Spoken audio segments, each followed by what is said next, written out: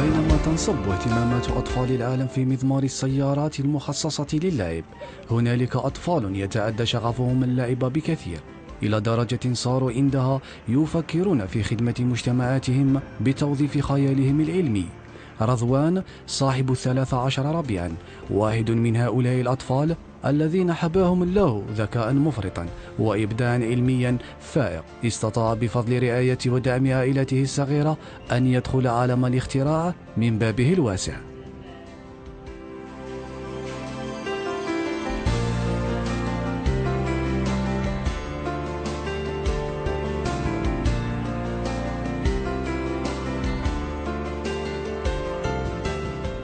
احنا كعائلة مخترعين عندنا 17 اختراع.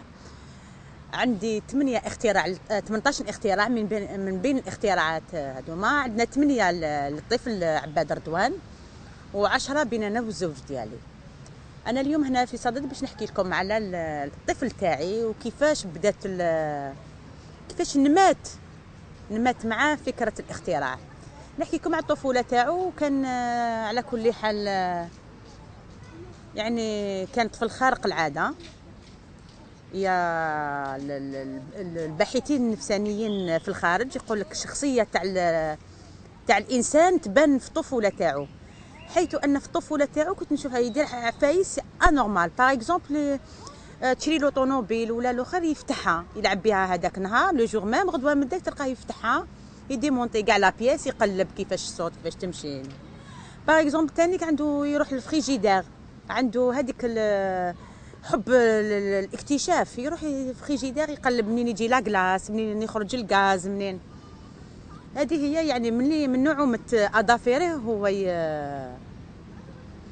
يحب يكتشف واللي زادت يعني فيه هاد الهوايه هي كي شاف باباه مخترع وهو لو جيني تاعنا في الدار، بدا يرفد عليه ودائما يحب يبين لنا باللي الي كابابل، يعني باش يخدم عفايس ما كاش منهم. باغ اكزومبل لا بروميير فوا كي كنا دونك اخترعنا لو براسلي الكترونيك بولي مالادي كرونيك، قال انايا تلقاه وحده هكذا يخمم واش بيك راك زعفان واش بيك. هو كونترير كان ما كانش زعفان، كان توجور يخمم باش يخترع عفسه باش يوريها لباباه ويثبت الوجود تاعو.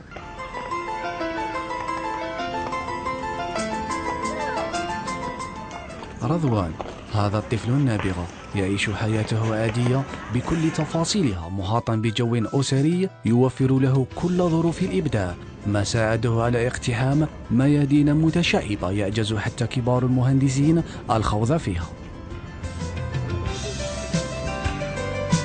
أصبحت في هذه المكانة وهذا الاختراع، وخاصة بفضل أبي ووالدي تاعي هو اللي سهل لي المهمة باش أصبح مخترع، وسهل لي ووفر لي الجو تاع مدرس وتاع الحياة، وما كاش حاجة طلبتها منه وقال لي لا.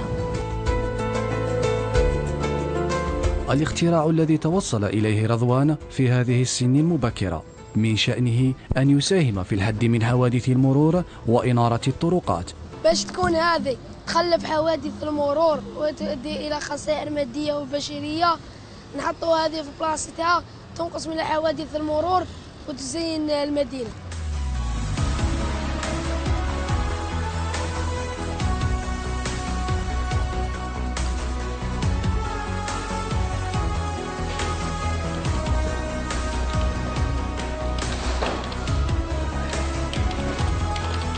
اسمي عباد رضوان، عمري 13 سنة، أصغر مخترع في الجزائر وفي العالم العربي.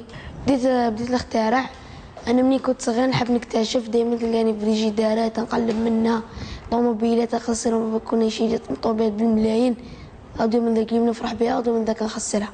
واللي زاد فيا الثقة بنفسي بعد ما ولا يما وبابا ولاو مخترعين، حبيت ندير البصمة تاعي، حبيت شغل نفوتهم دائما نوليو دائما شغل الاب تاعي دائما في الدار. دوك هيثم خويا في عمره 8 سنين تلقاه يعرف يسودي ودي سودي، دائما بابا زعما كيكون يختار دائما شغل يعطينا يسودور يورينا كيف يعطينا بياسه يقولنا شكون يفتحها شكون. الاختراع كان يبان لي صعب وما يقدرش الانسان يتوصل له. بصح بعد ما دخلت الاختراعات ودخلت طريقه الاختراع ولا شغل الاختراع يجي سهل، حتى ربي تكون هكذا قاعد حتى ربي يعطيك فكره في راسك تروح تجسدها. الاحساس تاعي توجور كان الفرحه، دائما كان الفرحه باش اخترعت اختراع انساني للناس يستفادوا فيه وغير تبذير الكهرباء. وهذا الجهاز قاعدة تمشي بأربع طاقات: الهواء، الجزر والمد، ولا الطاقة الذاتية وطاقة الشمس.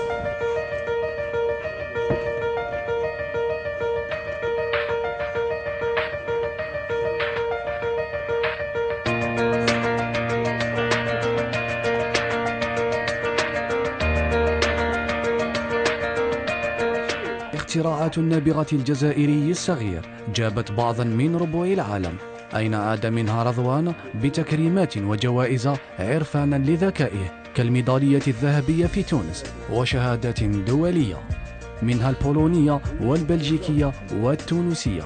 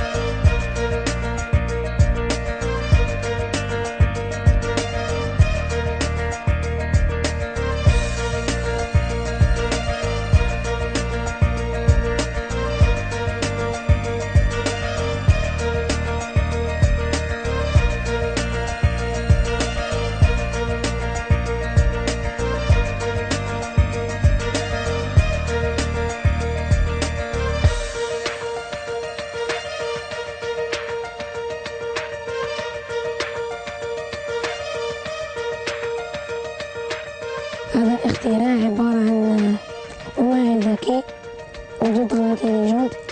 هذا الاختراع يساعد على نقص حوادث المرور 50%، وأن 50% يزين الكابيتال و50% يساعد على نقص حوادث المرور.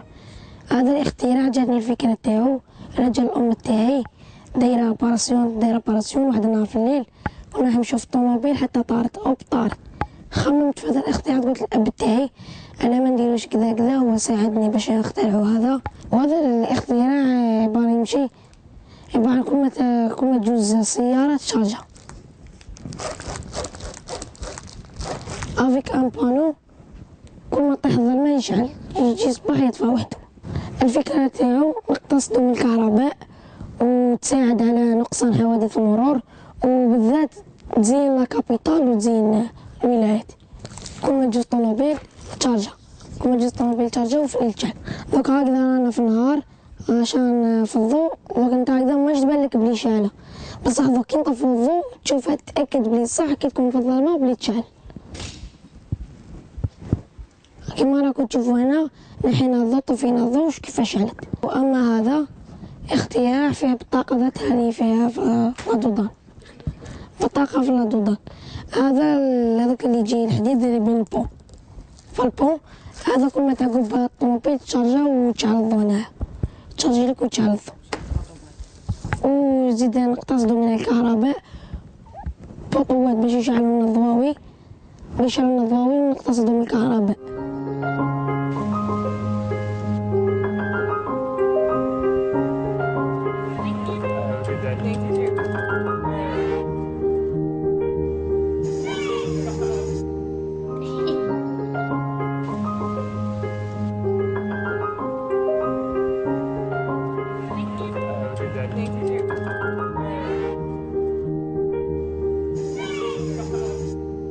وككل مخترع صغير لرضوان أحلامه وطموحاته في مجال الاختراع.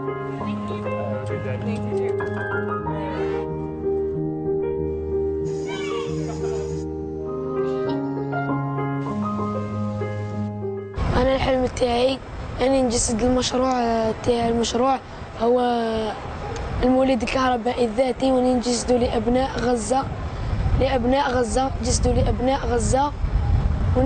وهذا المشروع الاول. والمشروع الثاني هو المحفظه الذكيه، المحفظه الالكترونيه الذكيه. هي لوحه الكترونيه فيها الكتابات، كاع الكتابات شغل التلميذ كي يحب يدخل في التاريخ، كتاب التاريخ ندخلوا فيها كاع لي باج. وثاني باش ما تقوليش هذه التطور الابتدائي كاع حتى تدخل من المدرسه هذا. وما تقولي على ما نستعملوش ستيلو ولا، هي التلميذ كيفاش يكتب كيفاش تخرج له وتحفظ له تسجل له. زعما الاب تاعو يعرف كيفاش يكتب كيفاش خطه وكيفاش هكذا، يروح للدار الاب تاعو اوب يحبس قفله تخرج له كيفاش يكتب كيفاش يقرا. وهذا يخدم بار بلوتوث وريزو. الريزو هذاك شو كي دير اختبار ولا تروح ديريكت للاخر الاستاذ غير يكمل روح ديريكت. والبلوتوث التمارين شغل كمل التمارين تروح ديريكت لعند الاستاذ. حلمي الاول اني نشرف بلادي وهي الجزائر، والحاجه الثانيه اني نشرف الجزائر في المحافل الدوليه كما شرفتها في تونس وديت الجائزه الاولى عالميا. وحاجه الثالثه وتبقى حلمي الشخصي هي ان اصبح العالم في وكاله الناصر. ماذا بيا ان شاء الله السلطات المعنيه، ماذا بينا احنا هاد الاختراعات 18 ان شاء الله يتجسدوا في ارض الواقع. علاش؟ كي رحنا لتونس وشرفنا الجزائر ودينا لو بروميي بري مونديال، يعني عرضوا علينا لي بولوني والروس باش نجسدوا لهم المشاريع هذو في بلادهم. ولكن احنا كوطنيين والجزائريين الجزائر اولى بولادها، ماذا بينا ان شاء الله هذه المشاريع يتجسدوا في ارض الوطن. وعندي كلمه اخيره، عندي شكر الجزيل لوالي ولايه بومرداس اللي ان شاء الله باذن الله او عطى الضوء الاخضر باش نديروا البروتوتيب فينال تاع لو دودال لومينوز افيك ان بانو لومينو هنا في ولايه بومرداس، ومن بعدك نعمموه ان شاء الله اذا حب ربي ان شاء الله. ماذا بيا الكلمه الاولى والاخيره، هذا الطفل الصغير هذا اللي في عمره 13 سنه واللي دائما حنايا كشعب او كسلطات نهتموا بالرياضه، ماذا بينا يتبناو المشاريع تاع الطفل هذا، وكحنا عائله تاع مخترعين باش يعني ما نجروش ونديروا هجره الادمغه كما داروا اللي قبلنا.